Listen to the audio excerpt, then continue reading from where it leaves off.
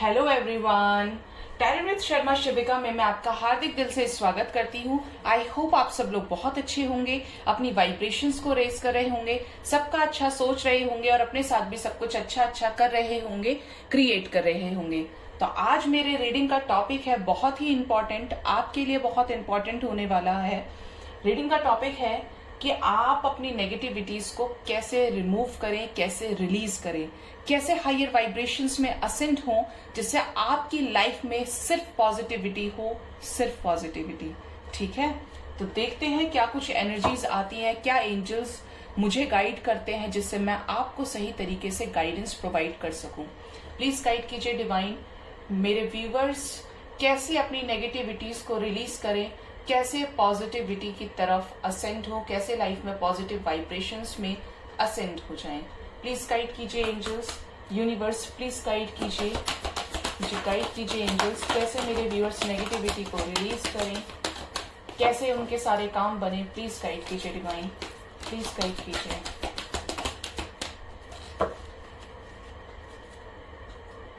Bottom deck से है reconsider with the let go, ये तो आना ही था। Ask your angels, choose a new direction, communicate clearly, okay, forgiveness, perfect timing, a year from now, remain positive. मुझे पहले इंट्यूशन आ रहा था कि यस आने वाला है, यहाँ पे नेगेटिविटीज की बात की थी तो लेट गो बॉटम डेक से ही है। You will if you believe, okay, बहुत इंपॉर्टेंट है। सारे साइंस हैं यहाँ पे, लेकिन ये कलेक्टिव और टाइमलेस रीडिंग है, एक गाइडेंस है आपको प्रॉपर तरीके से। एंजल्स क्या कह रहे हैं मैं आपको सारी चीजें अब बताने वाली हूँ। पहली सिचुएशन तो ये है कि आपने अगर किसी सिचुएशन की वजह से, लाइक पास्ट में आपके साथ धोखा हुआ है बहुत ज्यादा, कोई भी सिचुएशन हो सकती है। I am not talking about your love relationship status, but yes, I am talking about all the problems which were occurred in your past, जिसने आपको पूरी तरीके से एक नेगेटिव जोन में डाल दिया कि आप इस सोच में चले गए कि अब कुछ नहीं अच्छा हो सकता मेरी लाइफ में। जब देखो जब बुराई हो रहा है, उसने मुझे ही चूज किया है, वो सब मेरे ही साथ गलत करेगा। तो आपको मैं यहाँ पे बता दूं, आप बिल्कुल रॉन्ग हैं। जब आप बाहर आंसर्स को खोजने की कोशिश करते हैं ना, तो आपके मन से, आपके सोल से एक आवाज आती है और वहां आपका सॉल्यूशन छिपा होता है। तो अपने इंट्यूशन पावर को मेडिटेशन के थ्रू इतना हाई कीजिए कि आपको उन सिचुएशंस का पहले से ही आभास हो जाए, पहले से ही पता चल जाए। देखिए, पूरी तरीके से तो कोई नहीं देख सकता, किसी के पास अंतर्दृष्टि नहीं है, लेकिन आभास होने से भी आपको वो चीजें रोकती हैं कि आपको यहाँ पे नहीं जाना है या ये नहीं करना है। मेरे साथ भी होता है, मेरे अंदर कोई इंट्यूशन पावर्स नहीं थे, बट ये सारी डिवाइन की ब्लेसिंग्स हैं। आई डोंट नो क्यों ये सब हुआ, बट इसके पीछे एक रीजन था। उन्हें पता था कि इसको बैलेंस करना जरूरी है। सब इम्बैलेंस्ड होते, सब अनबैलेंस्ड होते हैं स्टार्टिंग में, बट इंट्यूशन लेवल इतना ज्यादा स्ट्रांग हो गया कि अभी पहले से ही पता चलने लग जाता है कि हाँ ये चीजें होने वाली हैं, हाँ ये सारी चीजें हो सकती हैं। मतलब पहले से ही चीजें उसी तरीके से सोल एक्ट करने लगेगी, रिएक्ट करने लगेगी, वैसे ही चीजें करवाने लगेगी। मतलब पहले से पहले अगर मेरे को इंट्यूशन आया और मैं उस चीज को फॉलो ना करूं, तो मेरे हाथ पैर सब कुछ रोक देते हैं बिल्कुल कि वो चीज करनी ही नहीं है। ऐसी सिचुएशन हो जाती है। तो यहाँ पे आपको एंजल्स ये कह रहे हैं कि आप जब बहुत ज्यादा परेशान होते हैं, बहुत ज्यादा टूटा हुआ फील करते हैं, तो सबसे पहले start to believe in your God.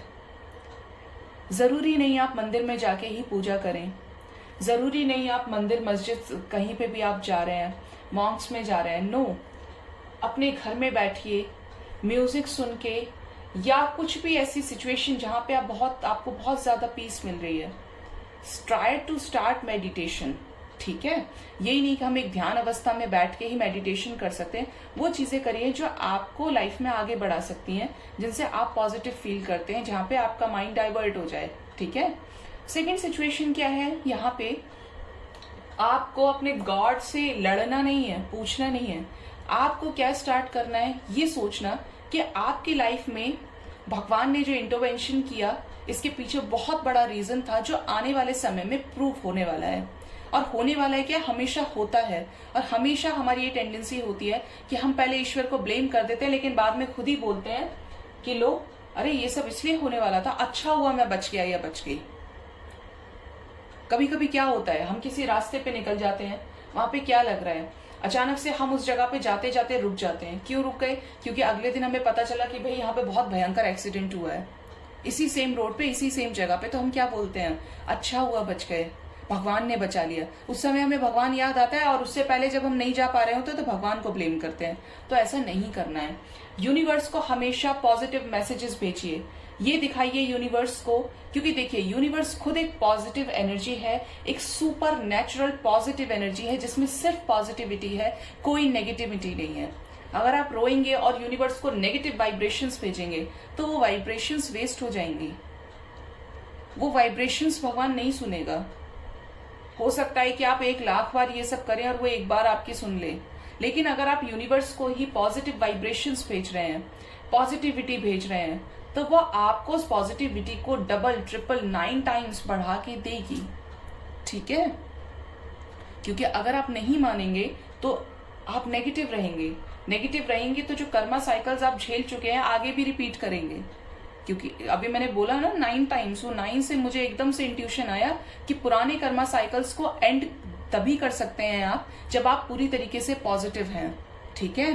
तो एंजल्स को पूछने का मतलब ही ये है कि उनको याद कीजिए, उनको ये दिखाइए कि यूनिवर्स आपने जो भी किया मेरे साथ, सब कुछ अच्छा किया, मैं एक्सेप्ट करता हूं या करती हूं इन चीजों को, और आगे मैं तैयार हूं। I am ready to receive all the blessings given by you. मैं तैयार हूं खुले हाथों से उन सारी अच्छी ब्लेसिंग्स को लेने के लिए जो आप मुझे देना चाहती हैं, देना चाहते हैं। ठीक है? आपको ऐसी चीजें विजुअलाइज करनी है, इमेजिन करनी है, जिससे वो सारी चीजें आप अट्रैक्ट कर लें। और जो चीजें आप इमेजिन करेंगे, अगर आप एक लाइफ में अच्छा पार्टनर मैनिफेस्ट कर रहे हैं तो आप ये मैनिफेस्ट कीजिए कि आपका पार्टनर इतना अच्छा है कि आपकी सारी बातें मान रहा है, आपसे अच्छे से बात कर रहा है, आप दोनों की एक हैप्पी लाइफ है, एक हैप्पी फैमिली है, आपको किसी चीज की कमी नहीं है, आपके पास खूब पैसा है, सब कुछ है।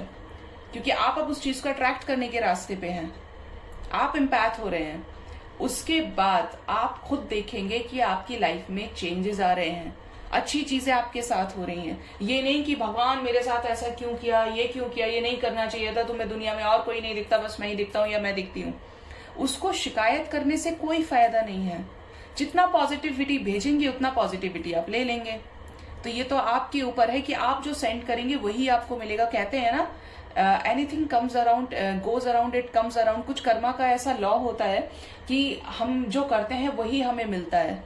तो बिल्कुल सेम चीज यूनिवर्स के साथ भी है, लॉ ऑफ अट्रैक्शन के साथ है कि जो चीजें आप भेजेंगे यूनिवर्स के अंदर, भेजेंगे यूनिवर्स को, वही चीजें आप अट्रैक्ट कर लेंगे। पॉजिटिव चीजें भेजेंगे तो पॉजिटिव चीजें अट्रैक्ट करेंगे, नेगेटिव भेजेंगे तो नेगेटिव अट्रैक्ट करेंगे। क्या होता है, मेरे साथ भी होता है कभी कभी कि सिचुएशंस एकदम अचानक से अनएक्सपेक्टेडली चेंज हो गई और मैं कितना ही पॉजिटिव रहूं, हालांकि मुझे जितना फर्क आप लोगों को पड़ता होगा, अगर सबको 100% पड़ता है तो मुझे सिर्फ 1 या 2% पड़ता है।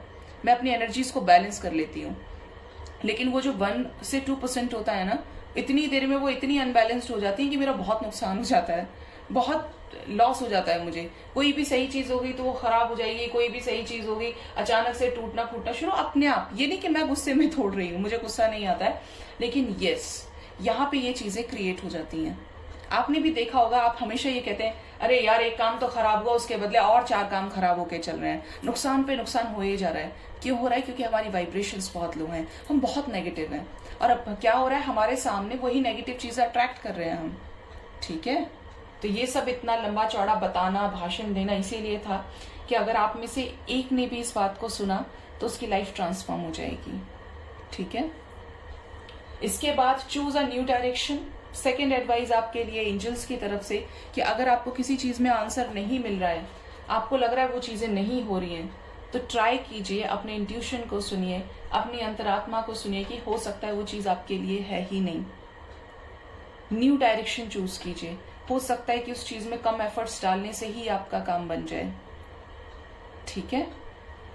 Third is communicate clearly. जब भी आप हारा हुआ फील करते हैं, आपको सिचुएशंस में जगलिंग नजर आती है, when you are totally confused, उस समय जिसके साथ भी ये कंफ्यूजन राइज हुआ है उसके साथ उन चीज़ों को क्लैरिटी के साथ डील कीजिए, कम्युनिकेट कीजिए। अपनी बात को एक्सप्रेस करना बहुत बहुत ज़्यादा इंपॉर्टेंट है, बजाय उसके चाहे आप लव रिलेशनशिप में हैं, करियर में देख रहे हैं, किसी भी चीज़ में, लेकिन सामने वाला कोई अंतर्यामी नहीं बैठा है कि उसे आपकी मन की बात पता चल जाए, ऐसा नहीं हो सकता।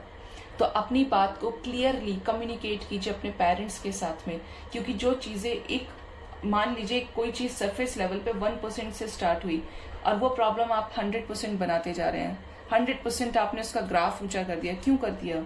कम्युनिकेट कीजिए। हो सकता है कि communication is the key of success. ठीक है। Next one is forgiveness. माफ करने से अगर चीजों का समाधान होता है तो माफ कर दीजिए। माफ जो करता है उसका दिल बहुत बड़ा होता है, ये आपने हमेशा सुना होगा।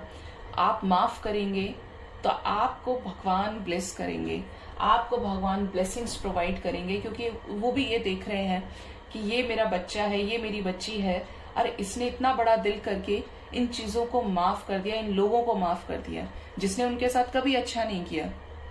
ठीक है। तो मेरे वर्ड्स को, मेरे फीलिंग्स को समझिएगा। फॉरगिवनेस बहुत जरूरी है, क्योंकि इससे आप सामने वाले के मन में जगह भी बना रहे हैं और उसे आपने बहुत नीचे कर दिया। हो सकता है कि वो लड़ रहा था, उसकी गलती थी और वो अपने आप को ऊंचा साबित कर रहा था, लेकिन जब आप उससे प्यार से बात करेंगे, आप उसको माफ करेंगे, और जब आपकी इस अच्छाई को देखकर एक पत्थर से पत्थर दिल इंसान भी, अगर आपके इंटेंशन सही हैं, ये माफ करना लेकिन दिल से होना चाहिए, हाँ, तो उसके बाद वो खुद ही मेल्ट होने लगेगा। कोई भी, कितने भी पत्थर दिल इंसान हो, प्रेम से हर कोई मेल्ट हो जाता है, माफी से हर कोई शांत हो जाता है। ठीक है। आपको याद नहीं होगा, याद पता भी है आपको, रामायण के समय जब कैकेयी ने राम को 14 वर्ष का वनवास दिया था तो दशरथ की हालत बहुत खराब थी, इतनी ज्यादा खराब थी कि वो मरने के लिए तैयार थे और बाद में मर भी गए थे। लेकिन राम ने हंसते हंसते उन चीजों को एक्सेप्ट कर लिया। उनके मन में कभी कोई इस चीज का गुबार नहीं रहा कि कैकेयी ने उनके साथ ऐसा क्यों किया। और आपने देखा उस प्यार और सम्मान की वजह से कैकेयी अपनी ही नजरों में कितनी ज्यादा झुक गई, कितनी ही ज्यादा गिर गई, क्योंकि माफ करने वाला महान हो जाता है। ठीक है। ये सब बोलते बोलते आई एम गेटिंग इमोशनल। ये फर्स्ट टाइम हुआ है मेरे साथ रीडिंग में, बट ऐसा लग रहा है कि कोई एनर्जी मुझसे ये बुलवा रही है, और ये सब बोलते बोलते उसने मुझे एक हायर वाइब्रेशन में ले लिया। The next one is perfect timing.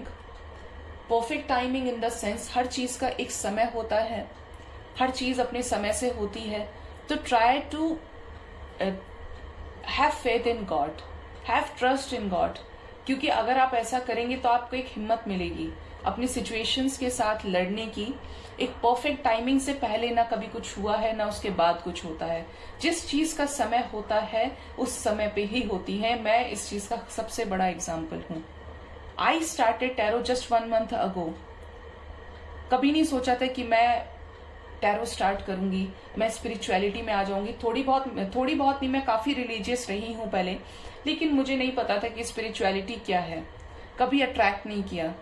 लेकिन लाइफ में इतने सारे ट्रॉमास झेले, इतनी ज्यादा प्रॉब्लम्स मैंने फेस करी, सिर्फ मेरे अच्छे के लिए, क्योंकि डिवाइन चाहती थी कि इंटरवेंशन ये लाइफ में होना जरूरी है मेरे।